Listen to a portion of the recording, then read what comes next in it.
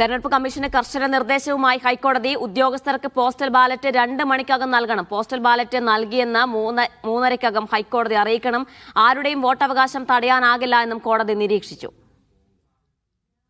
ഗോപിക അരവിന്ദ് ചേരുന്ന വിശദാംശങ്ങൾ നൽകാനേ. ഗോപിക, കൂടുതൽ വിവരങ്ങൾ എന്തൊക്കെയാണ്?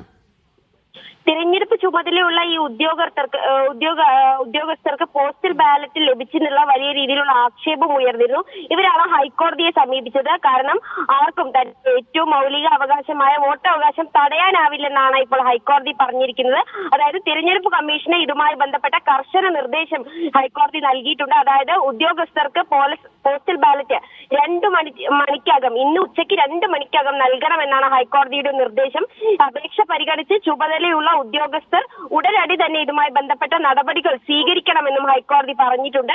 കാരണം പോസ്റ്റൽ ബാലറ്റ് ഇത്തരത്തിൽ എല്ലാ ഉദ്യോഗസ്ഥർക്കും തിരഞ്ഞെടുപ്പ് ചുമതലയുള്ള എല്ലാ ഉദ്യോഗസ്ഥരും വോട്ട് ചെയ്തിട്ടുണ്ട് ഉറപ്പാക്കണമെന്ന് ഇന്ന് ഉച്ചയ്ക്ക് 3:30-കകം ഹൈക്കോടതിയെ ഇതുമായി ബന്ധപ്പെട്ട കാര്യങ്ങൾ അറിയിക്കണമെന്നും കർശനമായ നിർദ്ദേശമാണ് നൽകിയിട്ടുള്ളത്. കാരണം നിരവധി ഉദ്യോഗസ്ഥർ, സർക്കാർ ഉദ്യോഗസ്ഥരും അർദ്ധ സർക്കാർ ഉദ്യോഗസ്ഥർ ഉൾപ്പെടെ ഈ തിരഞ്ഞെടുപ്പ് പ്രക്രിയയിൽ ഉൾപ്പെടുന്നവരാണ്. അപ്പോൾ ഇവരിൽ പലർക്കും പോസ്റ്റൽ വോട്ട് ലഭിച്ചില്ലെന്നായിരുന്നു ഈ ആക്ഷേപം. ഇതിനെ തുടർന്നാണ് ഇപ്പോൾ തിരഞ്ഞെടുപ്പ് കമ്മീഷന് ഹൈക്കോടതി കർശനമായ നിർദ്ദേശം നൽകിയിരിക്കുന്നത്. ജീന.